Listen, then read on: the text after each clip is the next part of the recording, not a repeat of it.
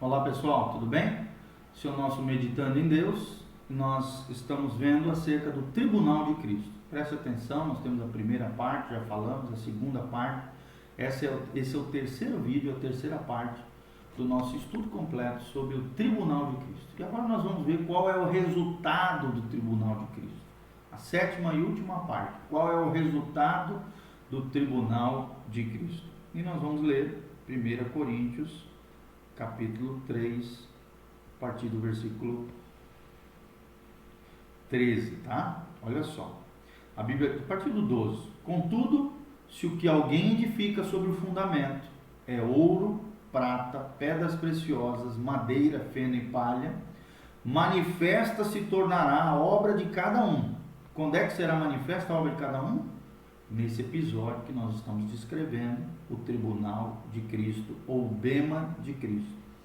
Serão manifestas, manifesta se tornará a obra de cada um, pois o dia a demonstrará, porque está sendo revelada pelo fogo, e qual seja a obra de cada um, o próprio fogo o provará.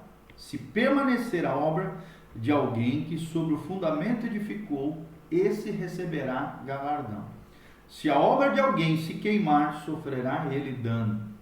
Dano no sentido de perda, não que vai ser mandado para o inferno.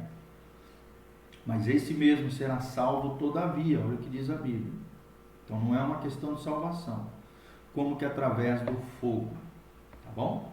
Então será provado pelo fogo toda e qualquer obra feita, todas as nossas obras nessa vida, com relação a coisas feitas para Deus, serão provadas pelo fogo. A Bíblia diz: o próprio fogo o provará. 1 Coríntios 13, 13.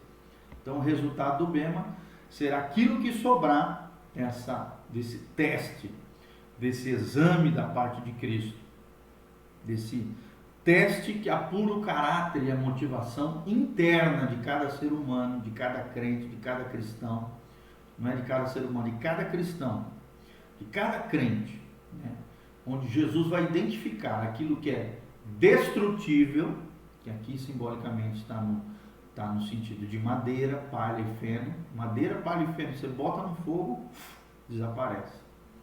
Agora, aquilo que é indestrutível, o ouro, a prata e as pedras preciosas, serão abençoadas pelo nosso Deus. Ok? Então, a Bíblia está falando de duas classes de materiais.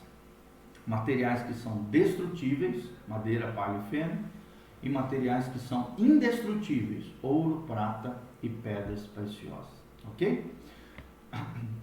Esses materiais são materiais que os cooperadores de Deus, aqueles que se dizem de Deus, aqueles que são de Deus, podem construir um edifício cujo alicerce já foi estabelecido. Quem é? O alicerce, o fundamento do cristão é Cristo, a pedra angular.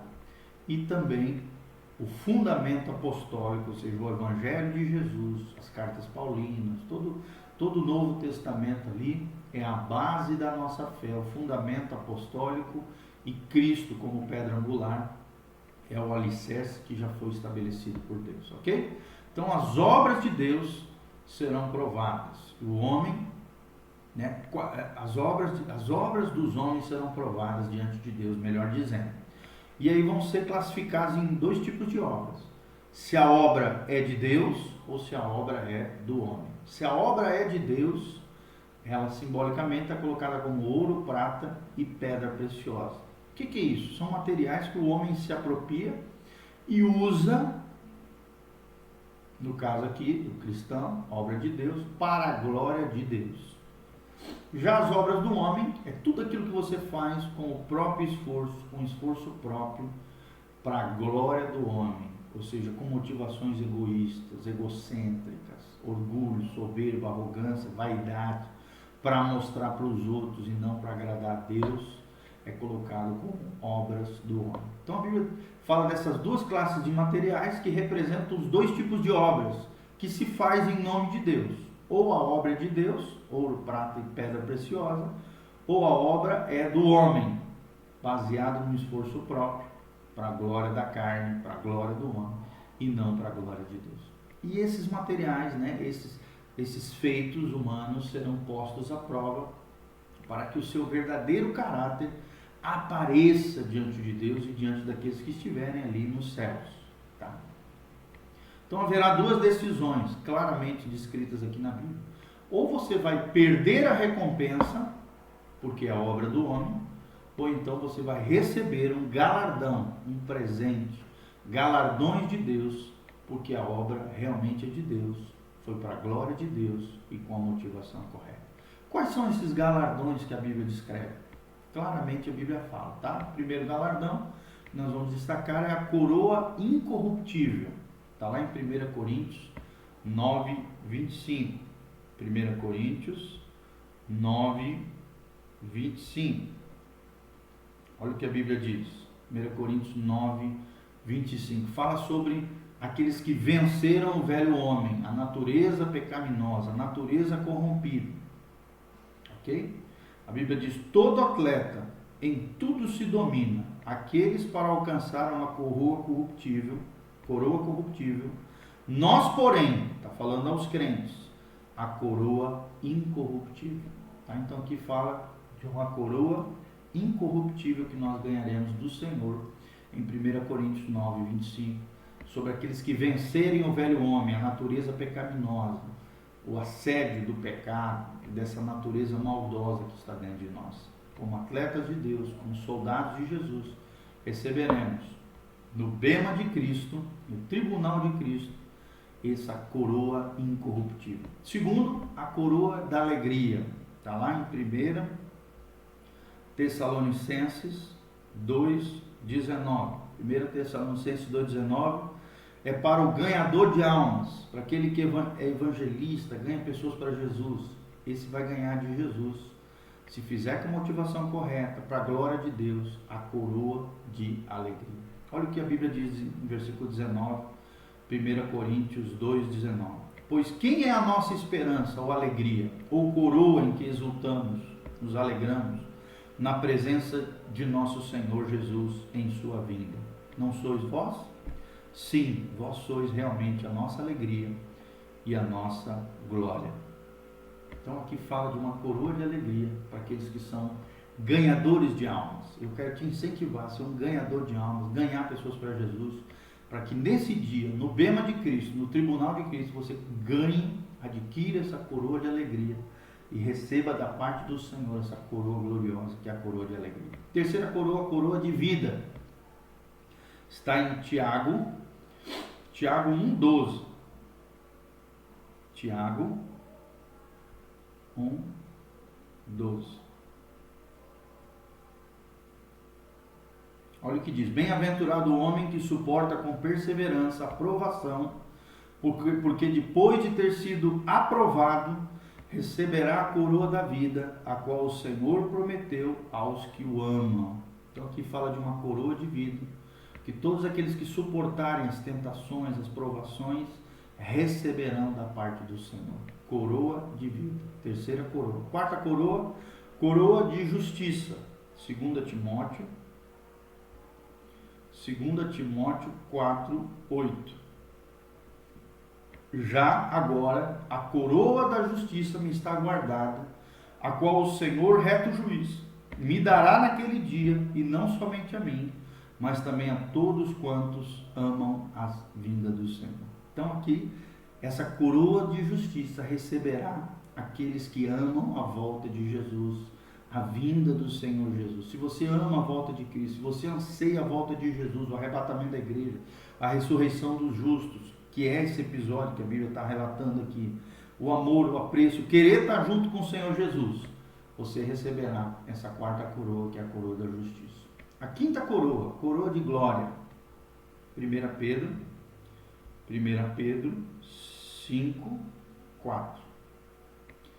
Ora, logo que o Supremo Pastor se manifestar, recebereis a imarcessível coroa da glória.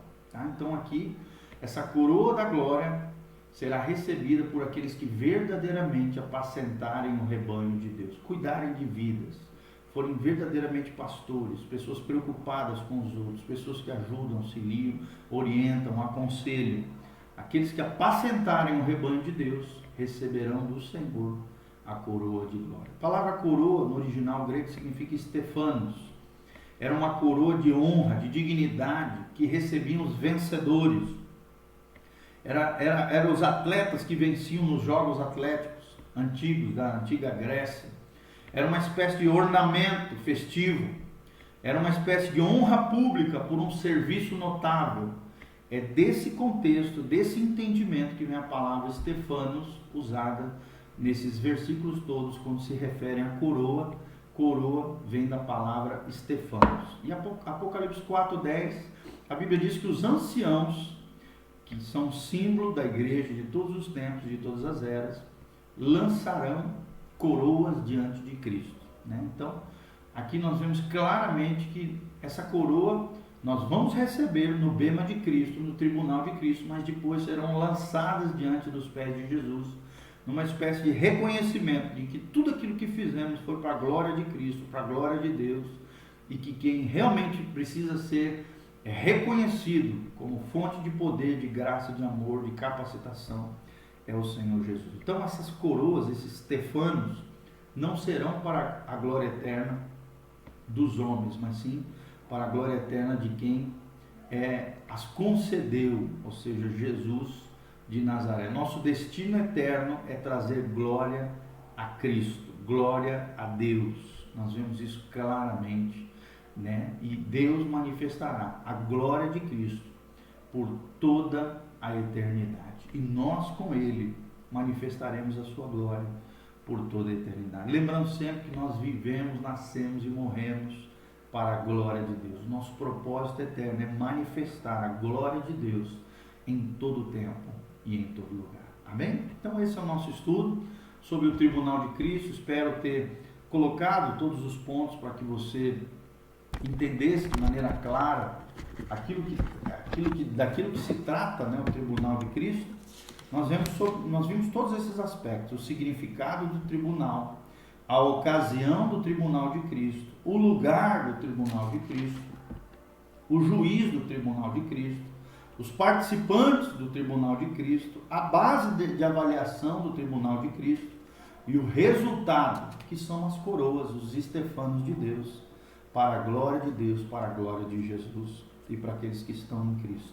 Amém? Nós brilharemos com Ele para a glória de Deus por toda a eternidade. Então que Deus te abençoe, que Deus seja contigo, que a graça de Deus lute, conquiste, vença, triunfe, sirva a Deus com o coração correto, com a atitude correta, para a glória de Deus, para que naquele dia, diante do tribunal de Cristo, do bema de Cristo, você receba a sua recompensa, passando pelo fogo, seja prata, ouro e pedras preciosas, para a glória de Deus. Amém?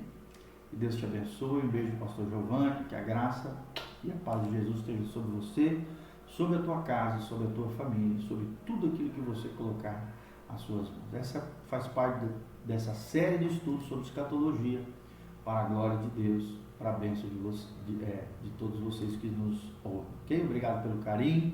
Compartilhe esse vídeo, né? Divulgue o nosso canal PR Giovanni. Nosso Facebook é pastor.gil, G-I-O, ou então o nosso Facebook principal é o Meditando em Deus, facebook.com/Meditando em Deus, um projeto de estudo da Palavra de Deus que visa edificar e abençoar a sua vida. Ok?